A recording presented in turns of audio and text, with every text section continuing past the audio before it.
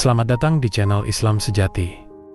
Sebelum mendengarkan, kami hanya sekedar mengingatkan Anda, akan lebih baik jika Anda menyamankan posisi tubuh Anda, tenangkan perasaan Anda, dan mengucapkan basmalah. Selamat mendengarkan. Poin yang ke-15. Unsurni takun min ashabi. Unsurni fi'il amar.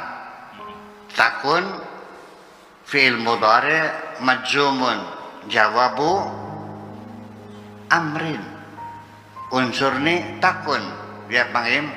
Jadi majzum yang mujazim adalah karena sebagai jawabu amrin. Tolonglah aku, engkau akan menjadi min ashabi, akan menjadi salah seorang sahabatku. Engkau akan menjadi sahabatku. Jangan salah terjemah. Maksudnya Tuhan bersahabat itu artinya engkau menjadi orang dekatku. Ya, sahabat orang dekat. Jadi minal muqarrabin maksudnya mah, bukan asal sahabat batur ya. Iya, ketika engkau menolong siapapun yang menolongku, tolonglah aku, engkau akan menjadi sahabatku. Artinya tolonglah aku, engkau menjadi orang dekatku, menjadi orang yang dekat dengan aku.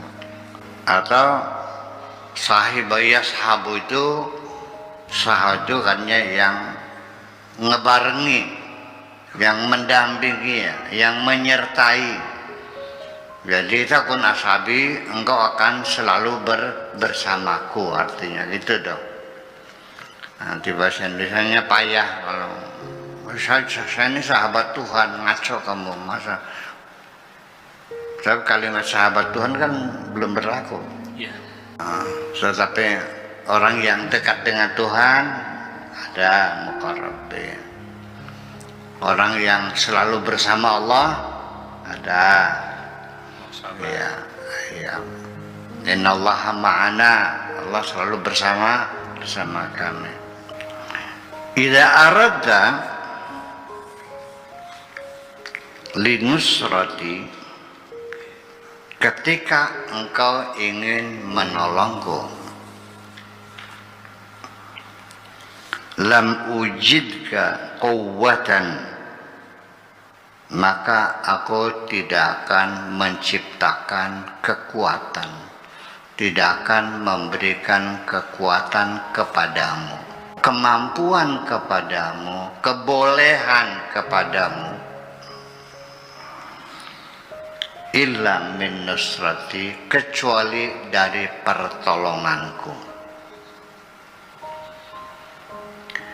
Ketika engkau ingin menolongku, maka aku tidak akan menciptakan kekuatan untukmu kecuali dari pertolonganku. Idza aradtuka linusrati, ketika aku berkehendak, ketika engkau berkehendak ingin menolongku, linusrati, jika engkau ingin menolongku,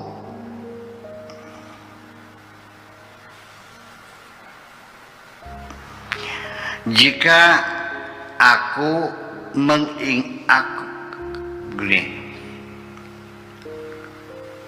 ketika aku ingin engkau bisa menolongku. Nah, di Biblianya memang ada kata bisanya. Dapat apabila aku berkehendak ingin membuat engkau mampu menolongku. Idza aradtuka linusrati. Kalau aku menginginkan engkau punya kemampuan untuk menolongku, idza aradtuka linusrati. Ini bahasa Arabnya bolak-balik. Alamtuka min ilmi, maka aku akan mengajarkan kepadamu dari ilmuku.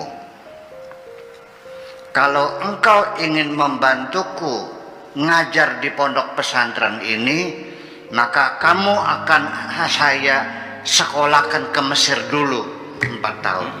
Wis paham belum kan? Ini sama seperti ini alurin ngomongin ini. Apabila aku ingin engkau bisa menolongku, maka engkau akan kuajari dari ilmuku. Kalau aku menginginkan engkau bisa menjadi penolongku, maka aku akan jadikan engkau orang pintar dulu. Wis konon bae. Wis paham. Ngomong dibolak-balik angel banget ngomong ke.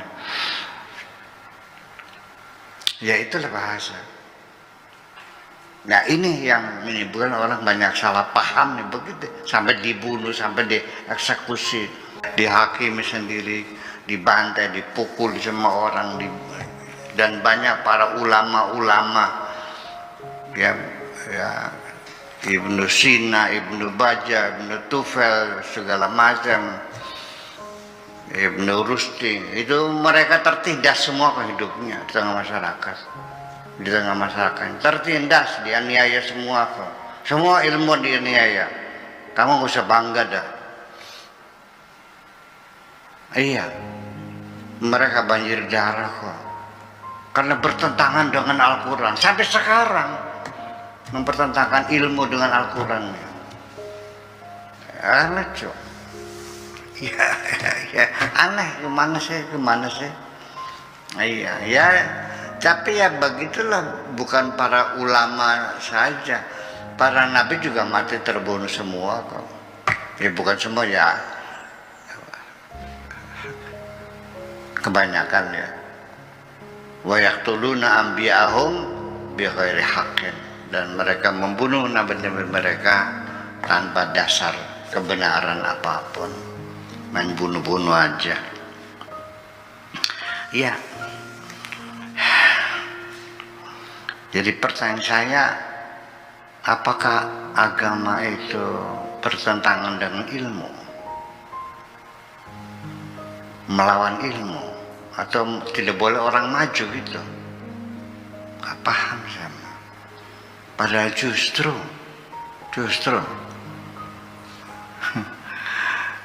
dengan beragama orang semakin cerdas sebetulnya, bukan semakin bodoh sebenarnya mah.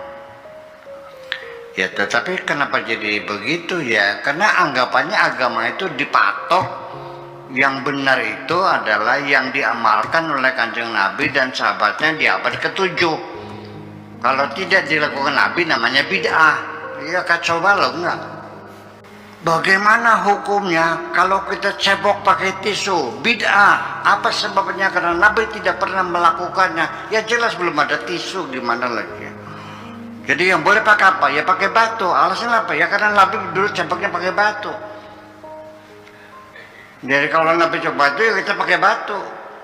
Nabinya pakai jenggot ya kita pakai jenggot. Nabi pakai jubah kita pakai jubah. Nabi pakai siwak kita pakai siwak. Jangan pakai sikat gigi. Begitu caranya beragama tuh. Selalu berulang-ulang bid'ah karena Nabi tidak melakukannya. Betul nggak gitu? Kenapa? Nabi tidak melakukannya. Tahlil apa itu? Bid'ah. Kenapa? Nabi tidak pernah. Nabi bikin pesantren enggak? Bid'ah kalau begitu. Itu ya. Akan tetapi tetap saya sebagai sikap pribadi, saya tidak benci siapapun, tidak marah pada siapapun, tidak dendam siapapun. Saya tidak menyalahkan siapapun. Kalau memang Anda meyakini itu agama yang benar yang Anda yakini, go ahead, silakan. Saya tidak akan memurtadkan Anda, mengkafirkan Anda kok. Silakan Anda bertanggung sendiri di hadapan Tuhanmu nanti, ya kan begitu. Paling harapan saya, Anda jangan membidah-bidahkan orang lain, mengkafir-kafirkan orang lain. Belum tentu, barangkali Anda yang kafir. Yang kau kafirkan yang beriman, kamunya yang kafir. Kita tidak tahu kok, itu urusan batin salahnya. Iya, jangan kau yakin masuk surga, yang lain masuk neraka. Siapa tahu ternyata di hari kemudian manjing neraka. Kau masuk neraka saya. Gitu. Sebelum Anda mendengarkan lebih lanjut, akan sangat berterima kasih bila mana Anda ikut serta mendukung channel ini, tidak lain dengan cara like, komen, dan subscribe. Terima kasih. Ada seorang kiai yang selalu menasihati santrinya, wahai anakku, taatilah kiaimu, hormatilah gurumu, muliakanlah gurumu, disuruh apa saja yang nurut, nanti kamu masuk surga bersama saya. Kata sang kiai kepada santrinya, nanti tak bawa masuk surga masa, tak cangking masuk surganya. Gitu.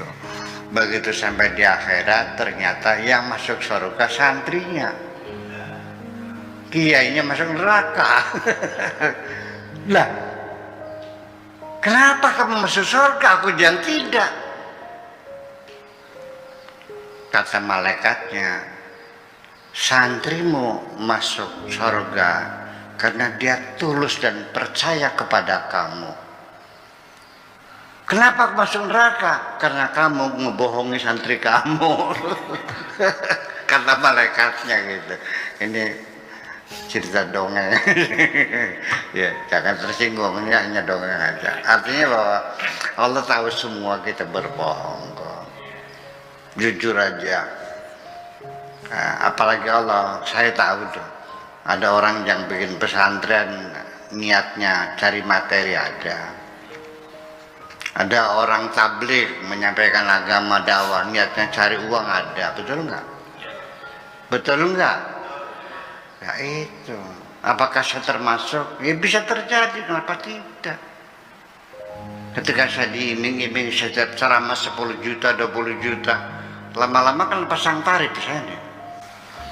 Nah kalau orang sudah dipanggil ceramah pasang tarif, cari apa dia? Mau menyebarkan agama atau mencari duit? Jujur aja ngomongnya, udah.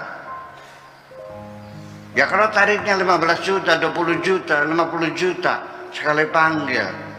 Kalau enggak ya enggak datang. Iya. Mau berdakwah atau mencari duit loh.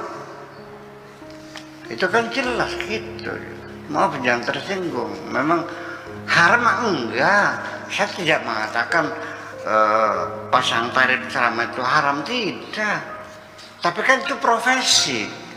Karena itu sebagai profesi. Kalau profesi jangan berharap Allah mau bayar. Karena kamu sudah dibayar kan.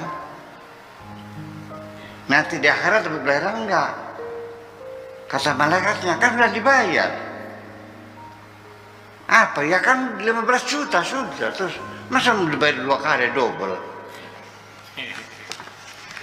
Ya, orang yang dibayar itu adalah orang yang bekerja untuk Allah. Maka Allah yang bayar. Kalau bekerja untuk dirimu sendiri, ya bayarlah sendiri. Kalau lu kerjanya sama orang Belanda, yang bayar orang Belanda, betul? Kalau lu kerja sama orang Cina, yang bayar Cina, betul? Kalau kamu bekerja untuk dirimu sendiri, yang bayar diri kamu sendiri, betul? Kalau orang bekerja untuk Allah, yang bayar siapa? Masa nggak dibayar? Itu persoalannya. Dan sampai sekarang masih banyak orang beranggapan dari mana Allah bayarnya? Memang Allah punya duit? Sekalipun kalimatnya tidak demikian.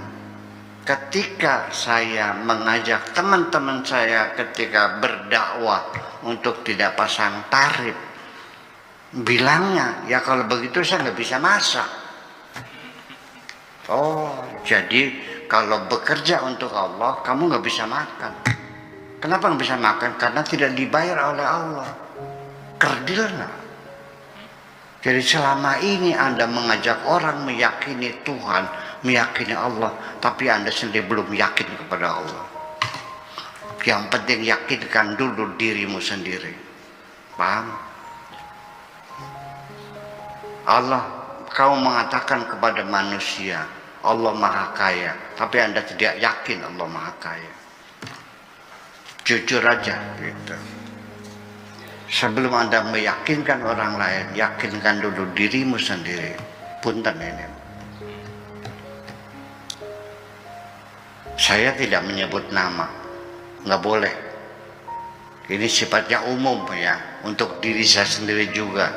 Gitu. Tolong jangan tersinggung. Ya kan? Oke. Innama yaqifu fi dhilli arsy ansari. Semata-mata yang bisa berteduh di bawah naungan arasku adalah penolong-penolongku. Hanyalah penolong-penolongku yang berteduh di bawah naungan arasku. Ya arifu unsurni, wahai orang yang sudah mengenal aku, tolonglah aku. Wa illa, kalau engkau tidak mau menolongku, angkartani, berarti engkau ingkar kepadaku. Jadi pada akhirnya istilah menolong Tuhan itu gimana sih formulanya? Memang Tuhan perlu pertolongan? Tidak. Allah tidak memerlukan pertolonganmu. Hakikatannya tidak. Karena Allah tidak perlu ditolong lagi. Karena apapun yang diinginkan pasti terjadi. Innama amruhu idza arada syai'an an yaqula lahu kun fayakun.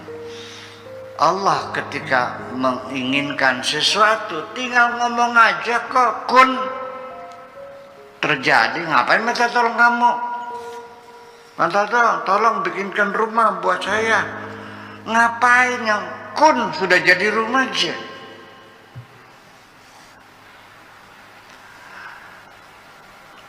Wa an yasha yudhibkum wa yati bi khalqin jadid. Kalau Allah berkehendak dimatiin semua kamu nih, lalu bikin makhluk yang baru lagi. Sudah enggak apa kok. Memang Allah butuh sama kamu? Enggak kok. Itu logikanya seperti itu. Nah, ketika Allah menolong padaku ini maksudnya apa? Ya artinya beginilah.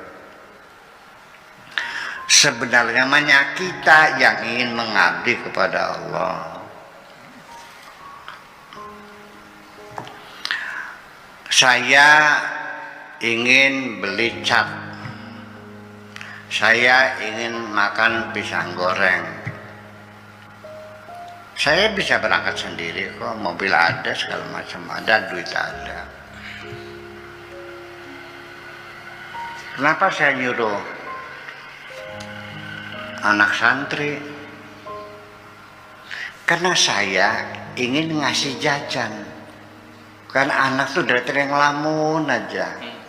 Lihat temennya balik warung bawa makanan, dianya ngelamun aja. Supaya ada pantas buat ngasih, tak suruh beli pisang goreng. Nah kesini, ini beli pisang goreng ya 10.000, ini buat kamunya 10.000. Wah, dia senang. Ya. Dan ternyata bukan satu orang, banyak anak santri yang menunggu disuruh oleh saya kok. Percaya enggak? Percaya enggak? Allah juga begitu, saking merasa sirah ingin memberi kamu sesuatu, sebetulnya itu ingin mendekatkan dirimu kepada Tuhan, supaya kamu dekatkan gitu persoalannya. Tetapi ketika Allah juga menghendaki engkau ingin menolong Allah, juga percayalah Allah akan memberimu berbagai macam fasilitas supaya memudahkan pekerjaanmu, termasuk pengalaman keilmuan ketahanan, semangat, ya, kesempatan, kaligane semuanya didukung. Makanya setiap engkau punya niat baik untuk Allah, kamu pasti akan mendapat banyak kemudahan. Ingat baik-baik. Terima kasih.